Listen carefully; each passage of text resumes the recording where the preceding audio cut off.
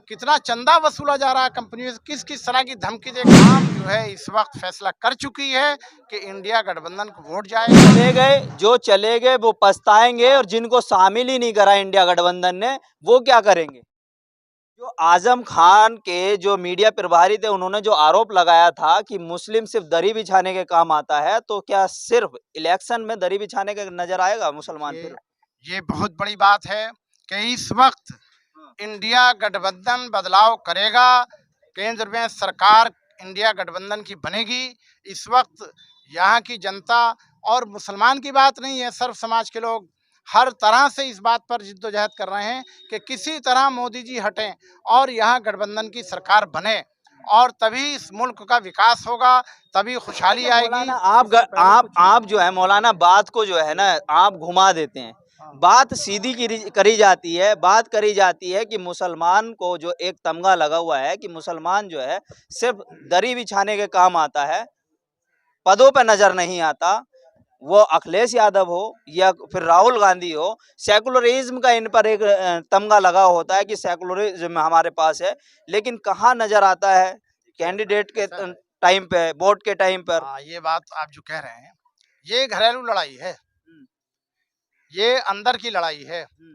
अगर आप मान लीजिए 6 भाई हैं, 5 भाई हैं, आप भले आपस में एक दूसरे से नाराज हैं, लेकिन अगर कहीं किसी और बाहर के आदमी से आपकी किसी वजह से नाराजगी हो जाती है और कहीं आपस में मुकाबलेबाजी हो जाती है, तो आप मुत्तहिद होकर के उससे मुकाबला करेंगे और फिर अंदर घर बैठ करके जो घर की बात है वो घर में करेंगे।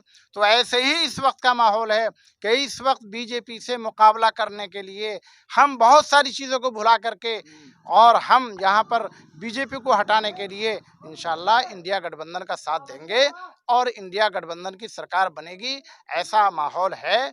और उम्मीद है कि इस मुल्क के अंदर जितने बड़े बड़े घोटाले हो रहे हैं, आप ही की मेहरबानी है, आप ही की मेहरबानी है कि मीडिया चुप बैठी है कि उन्होंने यहाँ पर महामारी चली कोरोना, उस पर लूट मार की, लेकिन मीडिया ने उसको उजागर नहीं किया।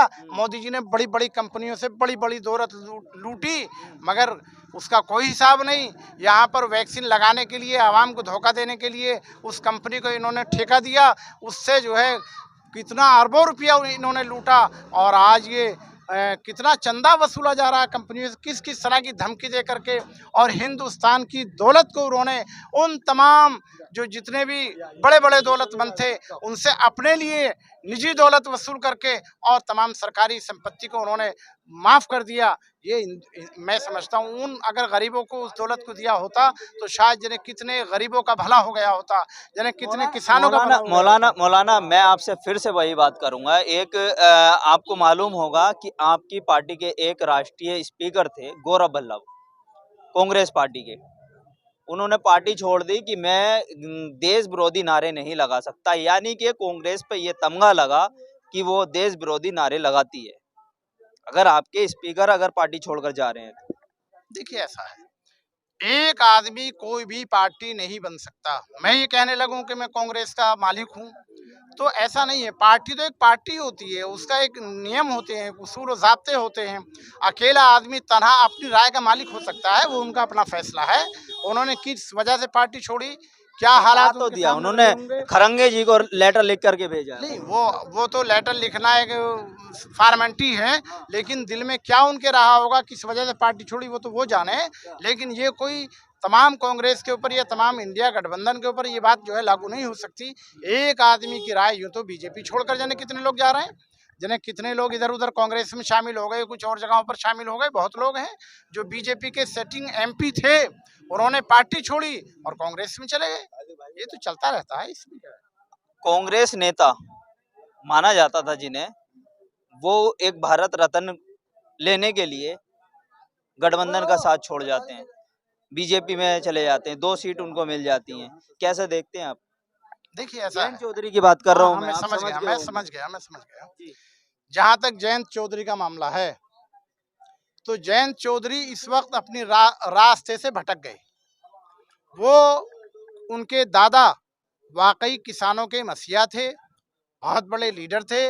उन्होंने यहाँ पर इस मुल्क में क्रांति लाने के लिए बड़ी जिद्दोजहद की, लेकिन आज जयंत चौधरी ने उन तमाम उन लेकिन लोगों के कहीं ना ऊपर कहीं भाजपा जो कहती है कि हमने जो किया, जो कहा सो किया, वो उनका नारा है। वो कह रही है इस बार कि हमने जो पहले 303 का 300 पार का नारा दिया था, इस बार 400 पार का नारा है। तो 400 पार हो जाएंगी क्या मौलाना, ये तो बता बिल्कुल दो। नहीं हो पाएंगी, उनकी अपनी फालतू बात है। वो 400 छोड़ो 500 कहते रहे तो उनके कहने से क्या हो रहा? ये फैसला तो जनता करेगी, आवाम करेगी। अगर वो इस तरह की बात कर रहे हैं तो इसका मतलब ये है कि जो ये अफवाहें हैं कि बेईमानी करते हैं, तो बेईमानी है उनके दिल में। इस तरह की गारंटी कौन ले सकता है कि हम तो 400 सीटें जीत रहे हैं। लेकिन अगर वो कर भी रहे हैं तो करते रहने दो। वो तो कहते हैं मेरा मेरा बूथ सबसे मजबूत। वो कुछ भी कहते रहें, लेकिन ये फैसला आवाम करेगी। और आवाम जो है इस वक्त फैसला कर चुकी है कि इंडिया गठबंधन को वोट जाएगा। और जहां तक जयंत चौधरी जी का मामला आपने छेड़ा, वो भी उन्होंने वक्ती तौर पर कैप्चर किया है चौधरी अजीत सिंह को। आने वाले कल में चौधरी जयंत बहुत पछताएंगे, बहुत पछताएंगे। उन्हें ये वाकई वक्ती तौर पर उन्होंने बीजेपी ने अपने मोहरे को मजबूत करने के लिए, चूंकि बीजेपी बौखलाई भी है, और बौखलाने की वजह से उधर उन्होंने उसको ओम प्रकाश राजभर को उन्होंने अपने गोद में बिठाया, इसलिए कि लोकसभा चुनाव में किसी तरह भी इनको अपने बना करके और पब्लिक को एक दफा और थोड़ा सा बेवकूफ बना करके हम कामयाबी तक पहुंच जाएं। लेकिन पब्लिक बहुत जागरूक है, समझ चुकी है। राजभर जी भी पछताएंगे और जयंत चौधरी जी भी पछताएंगे। और इस चुनाव के बाद लोकसभा के इनकी खुद ही मिट्टी पलीत हो जाएगी। जो चले गए वो पछताएंगे, और जिनको शामिल ही नहीं करा इंडिया गठबंधन ने, वो क्या करेंगे? नहीं, शामिल किसको नहीं किया उन्होंने? एआईएमआईएम को नहीं किया।